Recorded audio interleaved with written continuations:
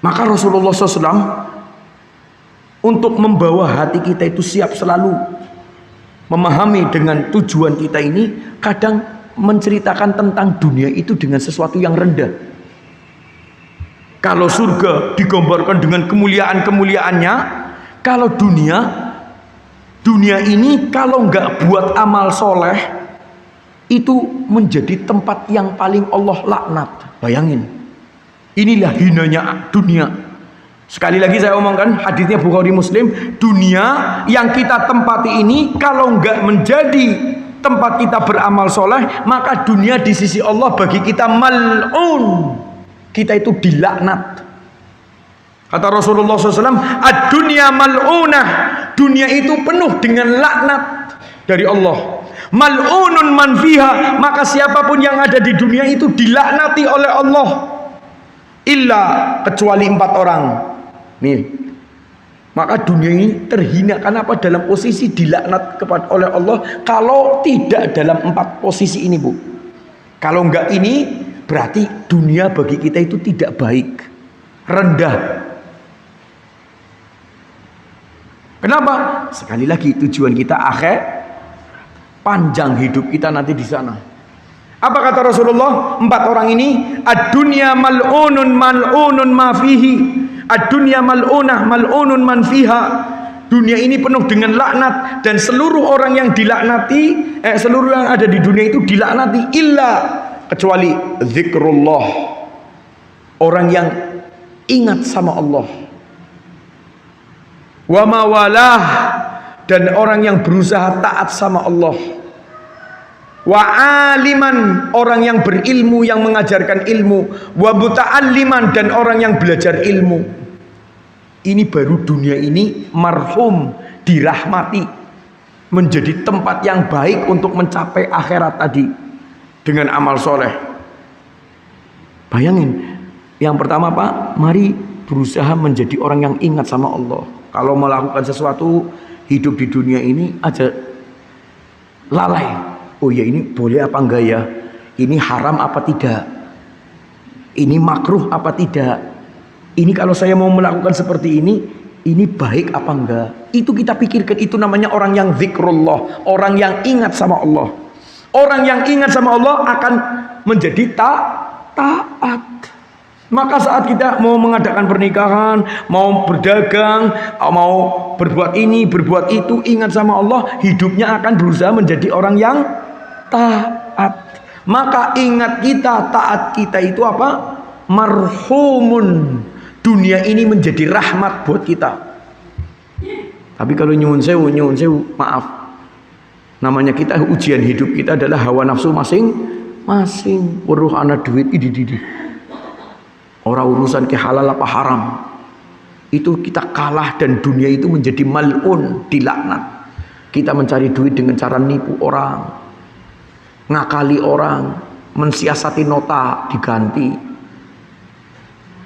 Aslinya nota harga 10.000 ditulisi 15.000, endahuli tambahan plus 5.000. Maka orang yang bisa kita tipu, tapi Allah tahu perbuatan kita itu mal'un, dilaknat dengan hawa nafsu kita. Maka orang yang ingat sama Allah, orang yang berusaha taat, kata Rasulullah, orang itu dunianya dirahmati. Kalau tidak, mal'un, laknat itu. Dan yang kedua terakhir, ini kita, Bu, agar kita bisa selamat, bisa menjadi orang yang ingat sama Allah, bisa orang menjadi taat, karena apa? Ilmu, pengajian. Maka kata Rasulullah, aliman au muta'alliman, ini orang yang selalu berusaha berilmu, mencari ilmu, Allah subhanahu wa ta'ala akan rahmati. Maka penting bagi kita, pentingkan hanya jangan memberi makan kepada jasmani, tapi memberi makan rohani kita. Maka dengan makanan rohani kita dirahmati Allah. Hawa nafsu ini bisa dikendalikan, bisa diarahkan. Orang biasanya kalau bodoh, tidak tahu syariat, tidak tahu Islam, ya hidupnya nggak ngerti ini halal apa haram. Akhirnya apa? Nabraki aturan. Kira-kira Allah senang apa enggak? Enggak. Maka dikatakan mal'un, dilaknat oleh Allah subhanahu wa ta'ala orang yang tidak mau belajar dan belajar. Ikhwati fiddin rahimani wa rahimakumullah jami'an. Lagi, ini Rasulullah sallallahu alaihi wasallam menceritakan tentang keadaan dunia. Karena tadi tujuannya kepengin agar kita semua diservis seperti raja-raja, serendah-rendah penduduk surga saja, seperti raja di dunia berlipat 10. Kalaupun kita mendapatkan nikmat di surga nanti, nikmat itu adalah kenikmatan yang abadi, yang tadi kita sebutkan dalam surat Al-Baqarah 25. Maka diingatkan, jangan sampai dunia ini membuat kita lupa dengan itu. Satu saat, hadits diriwayatkan oleh Imam Muslim, Rasulullah sallallahu alaihi wasallam melewati pasar. Namanya di pasar kan mesti ada pojokan atau tempat tertentu yang jadi tempat sampah, nggih. Biasanya kalau di pasar tertentu nanti ada tumpukan kotoran lah, habis bersih-bersih dikumpulkan di situ. Satu saat ketika Rasulullah melewati pasar itu, ada satu bangkai kambing. Kambing kecil. Maka kemudian Rasulullah mengatakan, apakah kamu mau bayar bangkai ini 2 dirham? 1 dirhamnya kurang lebih 15.000, 30.000. Wis gambaran gampangannya. Mau nggak kamu bayari kambing ini yang bangkai tadi 30.000? Maka Rasulullah mendapatkan jawaban dari sahabat, ya Rasulullah, famanah lahu minhu. Bagaimana kami kepengin barang itu? Wong itu mayit, itu bangkai, jijik. Maka Rasulullah melanjutkan, mau nggak kalian mendapatkannya seolah-olah nggak usah bayar, wis gratisan. Oke, tak mei bangkai. Maka mereka mengatakan, ya Rasulullah, kami tidak menginginkannya bukan karena dia bangkai, tapi dia juga cacat.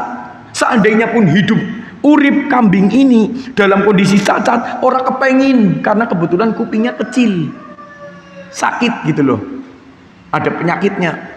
Maka menjijikkan, bukan karena hanya dia bangkai, seandainya urip pun nyong dimei orang kepengin. Kenapa? Cacat. Apa kata Rasulullah SAW? Melihat para sahabat begitu jijik dan gak menginginkan bangkai tadi, wallahi la dunya ahwanu indallahi min hadza alaikum. Demi Allah, dunia ini lebih hina bagi Allah daripada bangkai ini untukmu.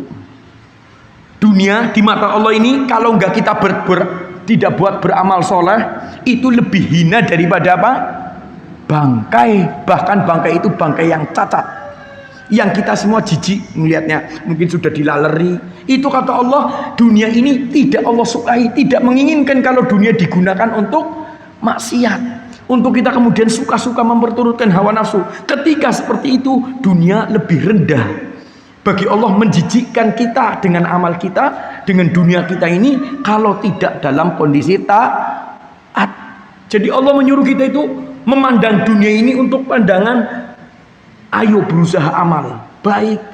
Kalau tidak baik, saat kita menyukai dunia dengan maksiat kita, yang tadi saya mengatakan, tidak lagi memperhatikan halal haram, tidak lagi memperhatikan waktu sholat, tidak lagi memperhatikan untuk menutup aurat dalam beraktivitas, menjalani kesenangan di dunia dalam kuliner, orang urusan halal haram dan lain sebagainya. Itu kata Rasulullah, dunia di sisi Allah saat itu buat kita lebih buruk daripada bangkai.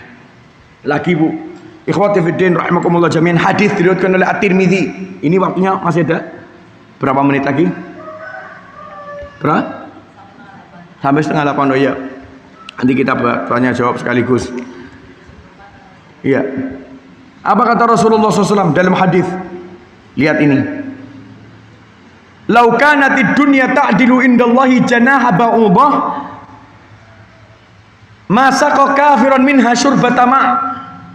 Seandainya dunia di sisi Allah itu punya nilai, dan nilainya itu tidak lebih daripada sayapnya nyamuk, maka kata Rasulullah, sungguh orang-orang yang tidak beriman Allah tidak inginkan diberi minuman walaupun seteguk air. Jadi dunia ini enggak ada nilainya di sisi Allah.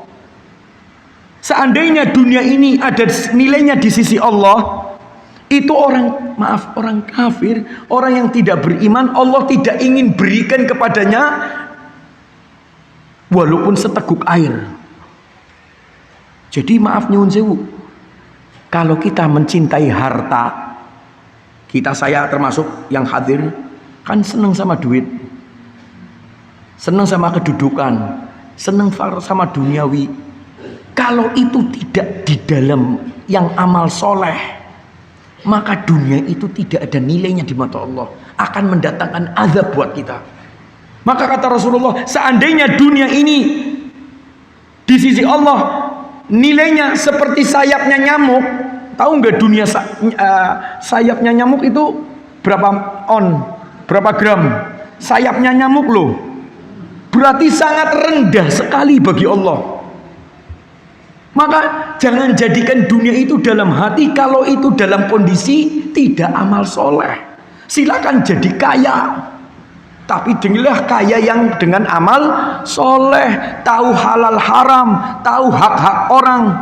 Maka dunia ini menjadi sesuatu yang dirahmati. Tapi kalau kita mencintai dunia dengan cara yang haram, demi Allah, ngapain kowe golet? Kata Rasulullah, itu dunia di sisi Allah bagi kamu tidak lebih daripada sayapnya nyamuk.